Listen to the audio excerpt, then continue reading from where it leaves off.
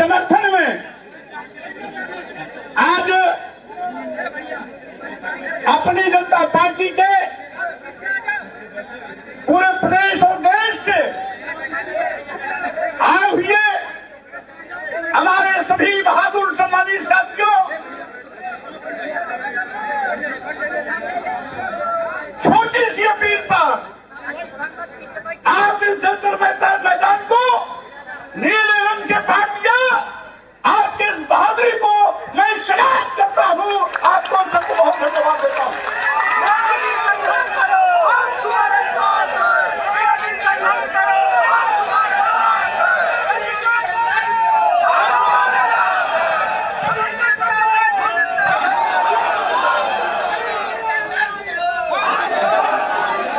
साथियों, अभी आप तो संबोधित कर रहे थे। उत्तर प्रदेश सरकार में पूर्व मंत्री रहे राष्ट्रीय उपाध्यक्ष माननीय भगवती प्रसाद सागर जी, हमारे राष्ट्रीय उपाध्यक्ष, देश के कई प्रदेशों के प्रभारी सुप्रीम कोर्ट के एडवोकेट भाई सादा खान साहब जी, पूर्व में डीजीपी रहे हरियाणा और पंजाब दिल्ली के प्रभारी सम्मानित पृथ्वीराज जी, हमारे पूर्व बुंदेलखंड के प्रभारी राष्ट्रीय उपाध्यक्ष हरिकरण सिंह लोधी जी,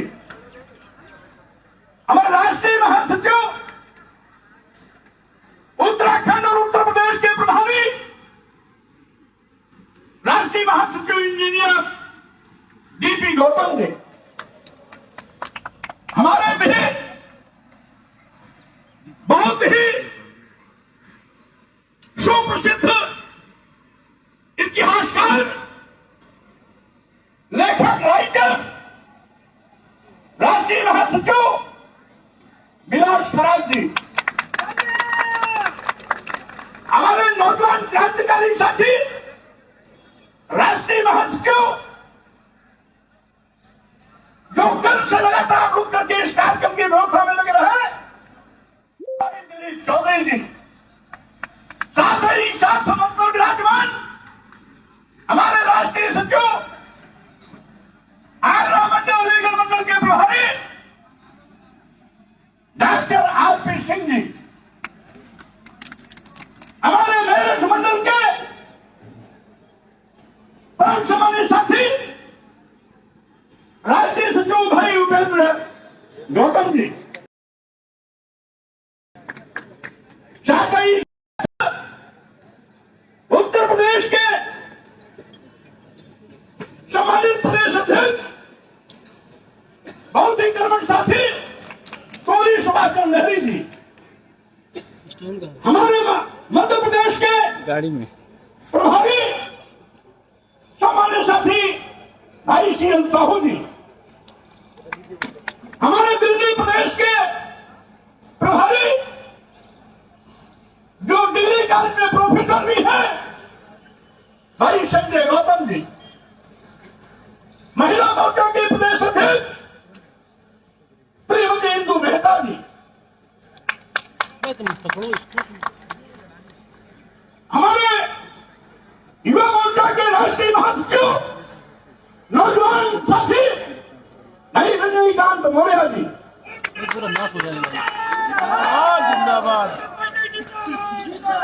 महिला मोर्चा के प्रदेश उपाध्यक्ष श्रीमती अमिता मौर्य जी, हमारे प्रदेश के उपाध्यक्ष, महासचिव, सचिव और विभिन्न मंडलों के प्रभारी के रूप में यहाँ पर विराजमान Shri Kanhaiyalal Sharma ji, doctor Ramayan ji, Mahadev Kushwaha ji, Shatrughan Singh Maurya ji, B N Kamal ji, Shri Ram Maurya ji, Shri Ram Lakhan Maurya ji, Shri R K Maurya जी, सत्येंद्र कुशवाहा जी, भाई विशु खान जी, श्री गुलाब सिंह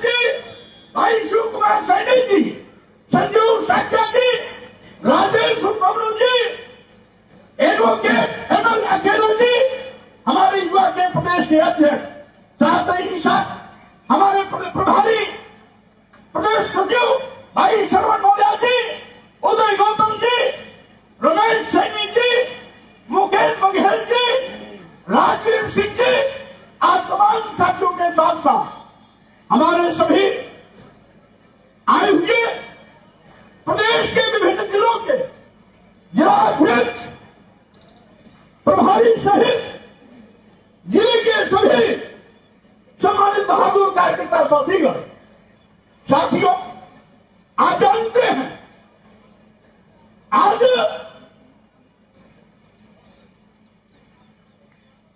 डबल इंजन की भाजपा सरकार में एससी एसटी ओबीसी के साथ सौतेला व्यवहार हो रहा है।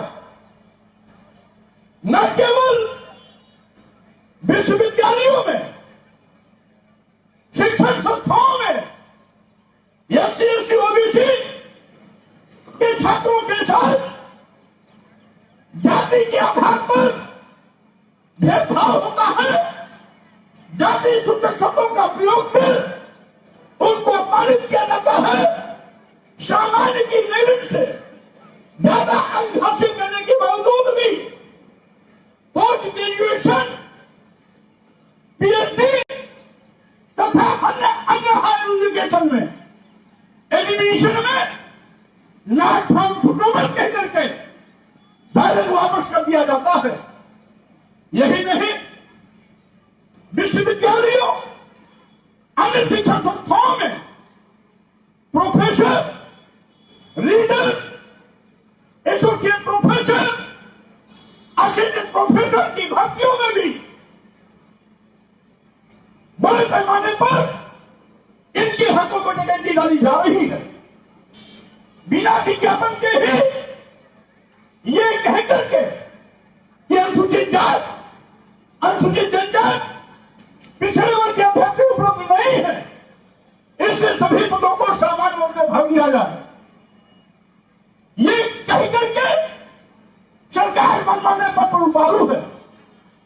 एससी एसटी ओबीसी आज जहां पर एक और एससी एसटी ओबीसी के बड़े पैमाने पर हत्याएं हो रही हैं, उत्तर प्रदेश जैसे बड़े प्रदेश में रोजाना कम से कम 1 दर्जन एससी एसटी ओबीसी नौजवानों की हत्या होती है रोजाना।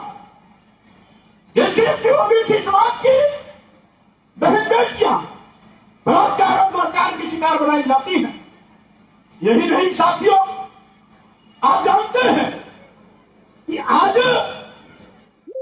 इसी विश्वविद्यालयों में एससी एसटी ओबीसी के साथ किस तरह के शब्दों का व्यवहार किया जाता है, मैं मात्र 1-2 दृष्टांत दूंगा। बीएचयू आईडीएम के पोस्ट ग्रेजुएशन में 8 सीटों पर दाखिला होना था, टेस्ट हुआ, 8 बच्चे सेलेक्ट भी हो गए। उन 8 लड़कों की सूची में एक ही बैकवर्ड क्लास यानी प्रजापति समाज का लड़का था, जिसकी मेरिट 5वें नंबर पर थी। 5 के नीचे की 4 का एडमिशन हो गया, 5 के बाद 6, 7, 8 का एडमिशन हो गया और 5वें नंबर पर जहां प्रजापति समाज का था, ना चांस ग्लोबल के करके उसको एडमिशन से वंचित कर दिया गया। उसी बीचों में अभी इसी वक्त 2025-26 के सत्र में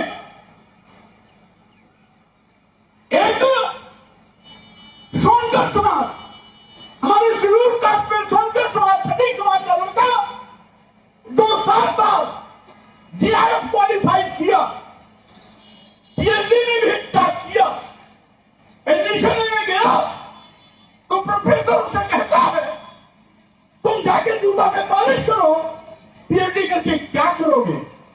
ये बीचों जैसे विश्वविद्यालयों में जात पात का निंदानाथ होता है। उसी प्रकार से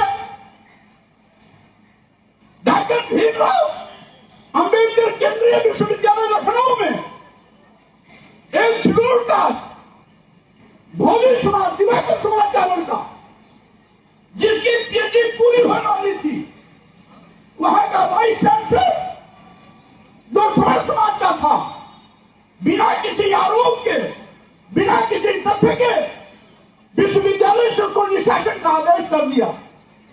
जिससे कि उसको पीएचडी की डिग्री न मिल पावे।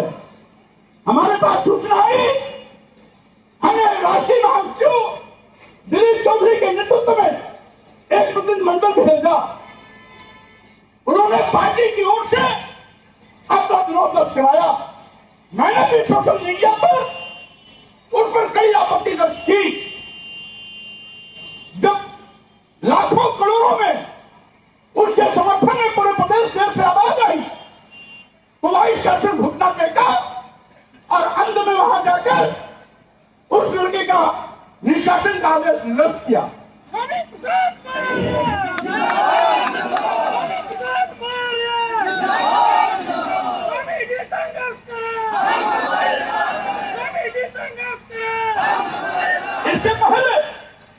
इसके पहले इसी तरीके से कभी रोहित बिमला, कभी जाकर पारुल तलवी, तो कभी दशरथ सोलंकी जैसे एससी एसटी ओबीसी के प्रतिभाशाली छात्र छात्राओं के साथ इसी प्रकार का अन्याय हुआ। साथियों, आज मैं कहना चाहता हूं, आज डबल इंजन की सरकार जब वोट लेने की बारी आती है तो एससी एसटी ओबीसी को हिंदू कह करके चरोरी वृत्ति करके पीठ थपा के उसका वोट लेते हैं। यही नहीं, जब हिंदू धर्म खतरे में आता है तो सत्ता में बैठे हुए लोगों को SC ST Hindu, SC ST OBC Hindu नजर आता है। जब हिंदू मुसलमान के नाम पर इनको अपनी राजनीतिक रोटी सेकनी होती है तो एससी एसटी ओबीसी को हिंदू कह करके तेज ताड़ी और मालिश लगाते हैं। लेकिन मैं कहना चाहता हूं, जब एससी एसटी ओबीसी को आरक्षण देने की बात आती है, भेदभाव रोकने की बात होती है, जुल्म अत्याचार पर रोक लगाने की बात होती है, तो एससी एसटी ओबीसी इनको हिंदू नहीं नजर आता।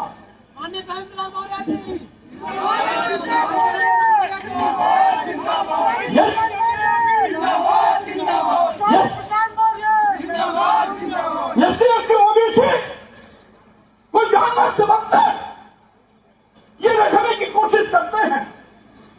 एससी ओबीसी के हकों पर खुला जगह डालते हैं। एससी के सम्मान को पहले तरफ चलते हैं। जब से सरकार डबल इंजन की सरकारें आई है तब से एससी ओबीसी को आज तरह तरह के अपमान के कड़वे घूंट पीने पड़ते हैं। कभी किसी आदिवासी के सिर पर खड़ा होकर पेशाब करना, कभी किसी दलित के शरीर में मलमूत्र लेप लगाकर अपने मोछे पर ताव देना, तो कभी इटावा के भागवताचार्य यादव बंधुओं का सैनिकवाद चोरी करवा करके महिला मूत्र से पवित्र करने का दिखावा करना, तो कहीं पर पिछड़े वर्ग की महिला तथा बालिका मध्य प्रदेश को पीठ छुपाकर कर घसीटते हुए बाहर करना, तो कहीं पर इस देश के सर्वोच्च कुर्सी पर बैठे हुए तत्कालीन राष्ट्रपति रामनाथ कोविंद जी को ब्रह्मा के मंदिर में जाने से रोक देना, तो कभी देश की वर्तमान राष्ट्रपति द्रौपदी मुर्मू को दिल्ली के जगन्नाथ मंदिर में रोकने का पाठ करना, तो कभी सुप्रीम कोर्ट के चीफ जस्टिस पर जूता फेंक करके अपमानित करना, ये इनकी आदत में बन गया है। मैं कहना चाहता हूं, आखिर भेदभाव क्यों? सुप्रीम कोर्ट के चीफ जस्टिस को जूता क्यों फेंका गया? क्योंकि वो गरीब समाज का था। देश के दो राष्ट्रपतियों को मंदिर में जाने से रोककर अपमानित क्यों किया गया? क्योंकि वो दलित समाज के थे और पिछड़े समाज के थे। या तो भाजपा चाहिए महिला के समाज का वो मानी क्यों किया गया, क्योंकि उसमें ये पिछड़े वर्ग के थे। यही नहीं, उत्तर प्रदेश के मुख्यमंत्री की कुर्सी और बंगला वो गंगा जल से धुआया जाता है कि उस मुख्यमंत्री के रूप में पिछड़े वर्ग का कोई व्यक्ति रह चुका है जिससे नाते वो कोठी अवृत्त हो गई है। ऐसी छड़ी मानसिकता ऐसे लोगों की है। मैं कहना देना चाहता हूं साथियों, आज तो हम यहां पर आए हुए हैं सरकार को चेतावनी देने, अपने ज्ञापन के माध्यम से सरकार को इस बात के सावधान करने कि किसी भी हालत में यूजीसी क्षमता कानून लागू होना चाहिए।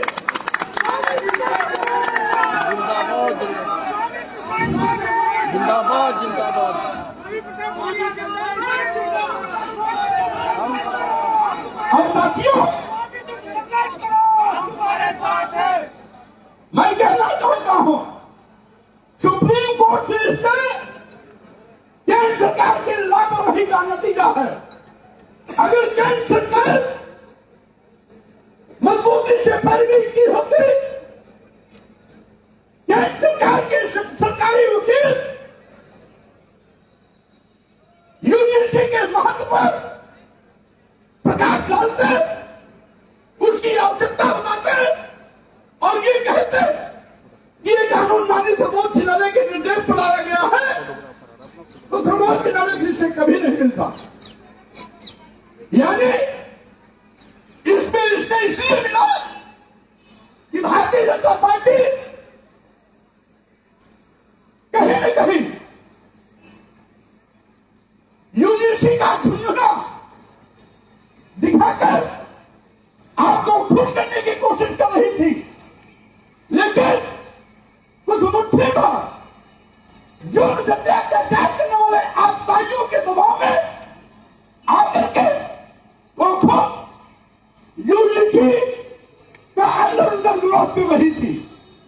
अगर वाकई में केंद्र सरकार अपने लाए गए इस कानून के समर्थन में मजबूती से खड़ी होती तो इससे नहीं होता।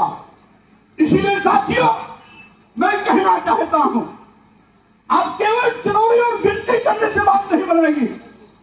अब